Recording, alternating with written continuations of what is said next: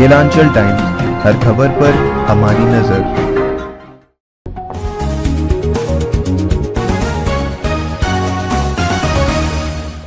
नमस्कार, स्वागत है केलांचल टाइम्स में। मैं हूँ आपके साथ वंदना। हमारे संवाददाता की टीम इन दिनों बिहार के गांव में और जिलों में जाकर लोगों से बातचीत कर रही है और वजह है बिहार पंचायत चुनाव। तो हमारे संवाददाता ओमकार झा फिलहाल भागलपुर जिला के कजरैली पंचायत में है, जहां पर उनसे बातचीत हुई है दनिस्ता खातून, जो एक भावी मुखिया प्रत्याशी है, और उनके प्रतिनिधि एस्तानून होंदा से बातचीत हुई है। तो आइए सबसे बातचीत कर जानते हैं कि इनकी क्या राय है और वो आने वाले समय में इनका लक्ष्य क्या है, पंचायत को किस दिशा की ओर ले जाना चाहते हैं। देखते हैं बातचीत का सिलसिला इस खास रिपोर्ट में। नमस्कार, आप देख रहे हैं केलांचल टाइम्स। मैं हूं ओमकार झा। बिहार में गांव की सरकार चुनने का वक्त है। कई जगह मतदान भी हो गया और कई चरणों में मतदान बाकी भी है। जहां जहां मतदान हो गया वहां पे लोगों ने अपनी सरकार भी बना ली है, यानी गांव का मुखिया बना लिया है। इसी तरह मैं भागलपुर के नाथनगर प्रखंड के कजरैली पंचायत में हूँ। मैं यहाँ के भावी प्रत्याशी दानिशिता खातून के प्रतिनिधि एहसानुल होदा जी से बात करते हैं कि इनका चुनाव लड़ने का उद्देश्य क्या है और ये चुनावी मैदान में है, इनका प्रचार कैसा चल रहा है। सर, केलांचल टाइम्स में जुड़ने के लिए आपका बहुत बहुत धन्यवाद। आप चुनाव लड़ रहे हैं, मुखिया प्रतिनिधि हैं, आपके चुनाव लड़ने का उद्देश्य क्या है?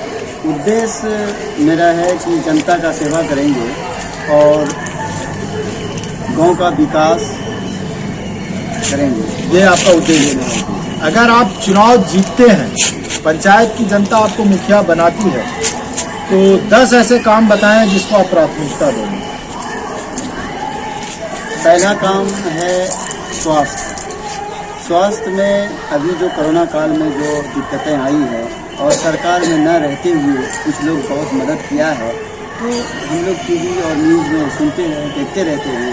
तो मैं शिक्षित हूँ, सॉफ्टवेयर इंजीनियर हूँ, तो हम ये चीज़ को देखें कि हम हेल्प कर सकते हैं। ये एक मौका, एक अपॉर्चुनिटी है। हम अपने गांव में रह रहे हैं अभी, तो ये एक बहुत बड़ा पद है और ये पद में रहते हुए हमको जो काम करने में कोई परेशानी नहीं होगी, क्योंकि जितना भी विकास होता है गांव का, वो ब्लॉक के माध्यम से, मुखिया के माध्यम से ही विकास होता है। तो पहला काम है आधार सेंटर। अभी क्या होता है कि इनरोलमेंट नहीं होता है, आधार सुधार हो जाता है मगर इनरोलमेंट नहीं होता है। अब ये आधार सेंटर दो प्रकार के होते हैं, एक प्राइवेट और दूसरा सरकारी। प्राइवेट वाले क्या होता है, परेशान करते हैं पैसे से या और कोई चीज़ से, मगर जो सरकारी इनरोलमेंट सेंटर होता है उसमें कोई पैसा का डिमांड नहीं करता है। जो सरकारी फीस है वो उसी फीस में, और वहाँ उसका जो कैपेसिटी है वो ज़्यादा होता है, तो वो वहाँ पे आसानी से इनरोल भी हो जाता है, सुधार भी हो जाता है, अपडेट भी हो जाता है। तो आधार सेंटर, सरकारी आधार सेंटर अपने पंचायत में, बाज़ार पे, जैसे कजरैली बाज़ार हो गया या स्कूल हो गया, वहाँ पे हम स्थापित करेंगे। और हम खुद आधार बनाते भी थे। जब सरकार अपनी तरफ से मना कर दिया कि सरकारी भवन में बनेगा, तो हम मजबूर हो गए, तो फिर हम छोड़ दिए। और दूसरा स्वास्थ्य उपकेंद्र तो चल भी रहा है बहुत जगह, मगर उसको हम थोड़ा सा एक्टिव करेंगे, उसका थोड़ा सा दायरा बढ़ाएंगे। हम सरकार को सुझाव देंगे कि आप थोड़ा सा उसमें चेंज कीजिए, जैसे ऑक्सीजन से रिलेटेड, और थोड़ा सा मेडिसिन हो, जो भी जेनरिक मेडिसिन ही हो मगर हो। अभी क्या है, वो फॉर्मेलिटी है। हमारा जो यहाँ सिमरिया में 5 वार्ड है और आबादी बहुत बड़ी है, एक एक घर में 5-5 घर है, जिसके घर में 5 लड़का है, 5 की शादी हो गई, घर तो एक ही है, फैमिली तो बढ़ रहा है, मगर हम चेंज नहीं कर रहे। और हम जो सोचते हैं, ये सोचते हैं कि कर लेंगे, हो जाएगा, नहीं। हमको उसके लिए अपना वोट, अपना मत, अपना शक्ति ऐसे व्यक्ति में देना है कि वो हमारा विकास करे, वो भरोसा बने, वो हम उसको समझ सकें। वो जब तक बोलेगा नहीं, कुछ कहेगा नहीं, हम किसी प्रतिनिधि को कैसे समझेंगे कि वो अच्छा है। लोग यही सोचता है कि माइक में रिकॉर्ड करा दिया और गाँव-गाँव, घर-घर, टोला-टोला, मोहल्ला-मोहल्ला रिकॉर्डिंग बजाता है। तो किसी का रिकॉर्डिंग सुन करके, वो तो स्टूडियो वाले का है, मगर जब तक वो खुद प्रतिनिधि चल के नहीं जाएगा, बोलेगा नहीं, विचार व्यक्त नहीं करेगा, समक्ष कुछ जनता के बोलेंगे नहीं, कैसे समझेगा कि वो कैसा है, क्या है, उसके दिमाग में क्या चल रहा है, स्वभाव कैसा है, संस्कार कैसा है। और मैं तो मानता हूँ कि जो संस्कार कर सकता है वो सरकार भी नहीं कर सकती। संस्कार एक बहुत ही वैल्यूबल चीज़ है और बहुत ही महत्व है उसका जीवन में संस्कार का होना बहुत ज़रूरी है। और तीसरा,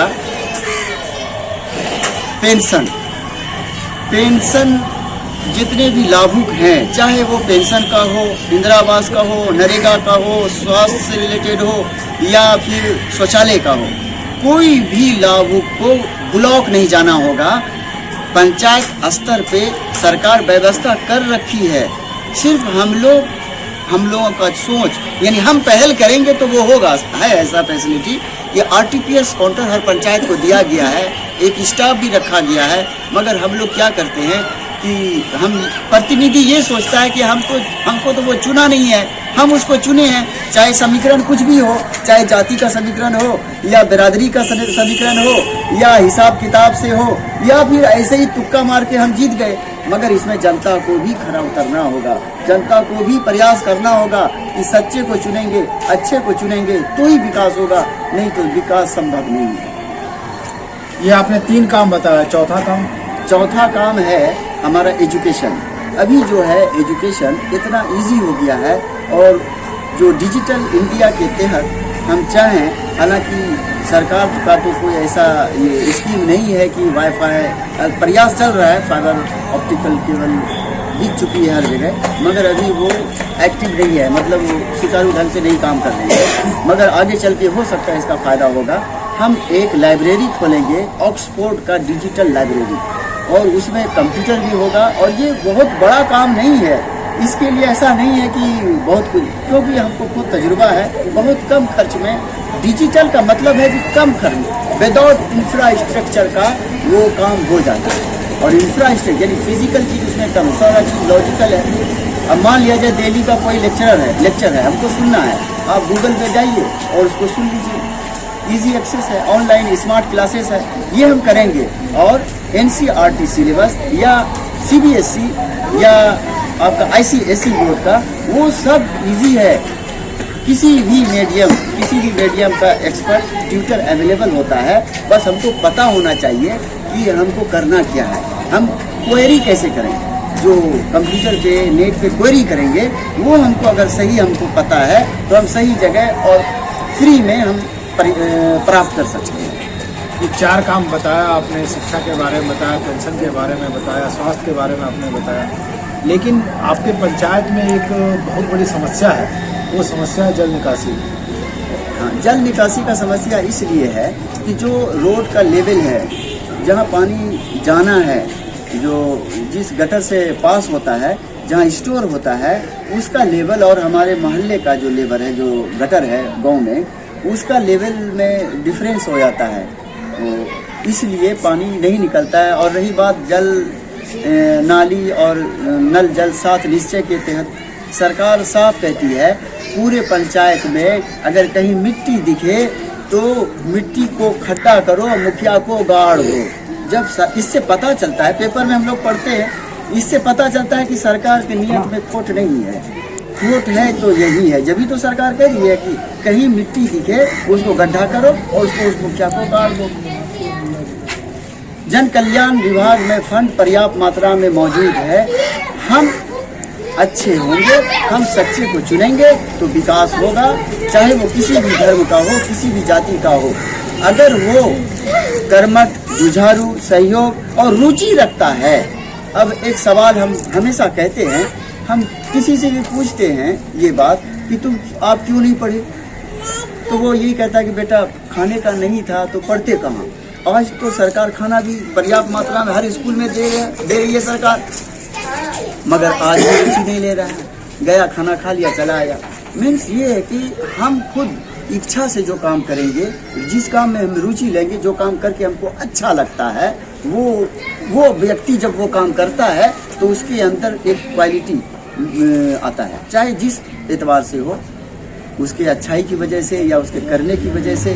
वो जो जानता है वही करता है। और हम हमेशा कहते हैं कि 2 तरह से होता है, सरकार 2 चीज़ बनाती है, एक सरकारी नौकरी, सरकारी लाभ। जो शिक्षित है वो सरकारी नौकरी लेके जाता है, यानी सरकार का ही लाभ है वो भी, मगर परीक्षा देना होता है, कंडीशन है। और दूसरा है सरकारी लाभ, जो नहीं पढ़ा वो गरीब हुआ तो वो उसके लिए सरकार सरकारी लाभ बनाई है।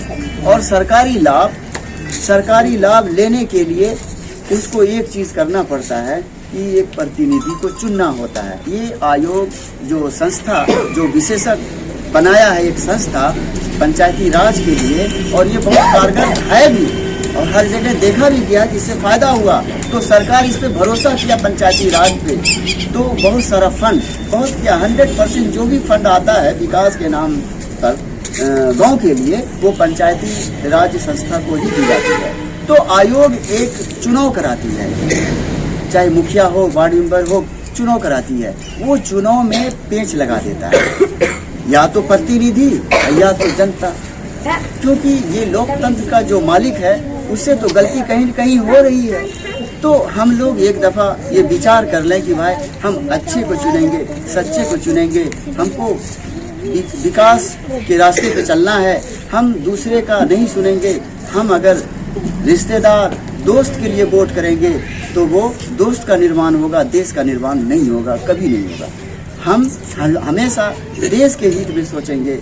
हम और हिंदुस्तान में ज़्यादातर गांव है और पंचायती राज संस्था सिर्फ हमारे शायद बिहार में और या कुछ राज्य में होगा। ये बहुत ही अच्छा संस्था है और मुखिया के लिए तनख्वाह अलग से कर दिया है कि 2500 या 5000। हम सरकार को सुझाव देंगे कि ये मुखिया अकेला नहीं काम कर सकता है। 8000 घर या 10,000 घर का मुखिया कैसे मेंटेन करेगा? आप या तो उसका तनख्वाह बढ़ाइए या फिर उसको आप असिस्टेंट दीजिए, सहयोगी दीजिए या सहायक दीजिए। आखिर 8000 घर कैसे काम होगा? बहुत सारा डॉक्यूमेंट से रिलेटेड है, जल नल योजना के से रिलेटेड है, और रोड है, नाला है, बहुत सारा समस्या है। हम जब तक ये जनता भी इसके बारे में नहीं सोचेगी जब तक, तो हम आगे नहीं बढ़ सकते। मुखिया जी, आपके पंचायत में मैं घूम रहा था, हमारी टीम घूम रही थी, ग्रामीण बता रहे हैं, मतलब युवक बता रहे हैं हमारे यहाँ खेल कूद का मैदान नहीं है।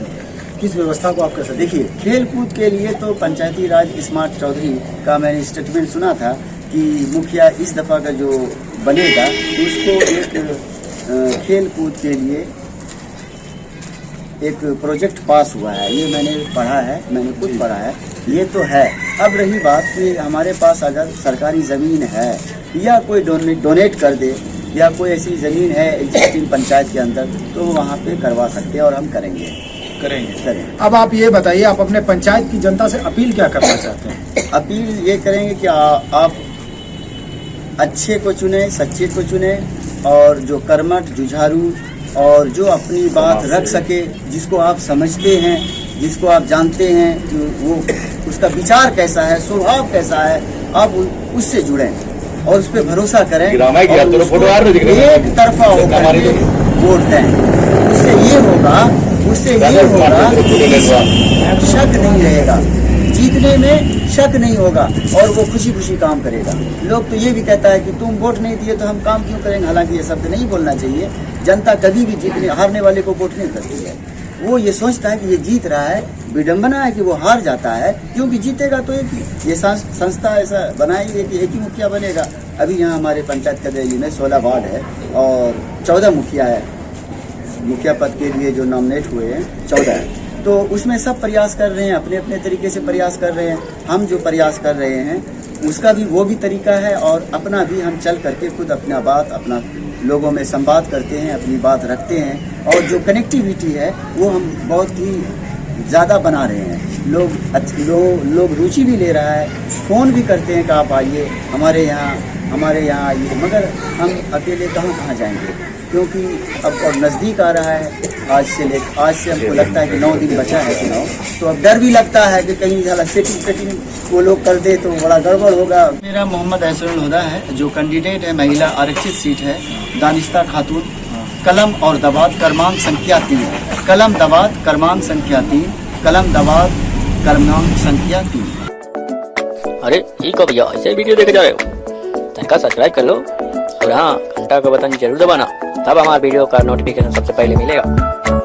यहाँ वहाँ का देखा तो का ही कहा था, जल्दी दबाओ।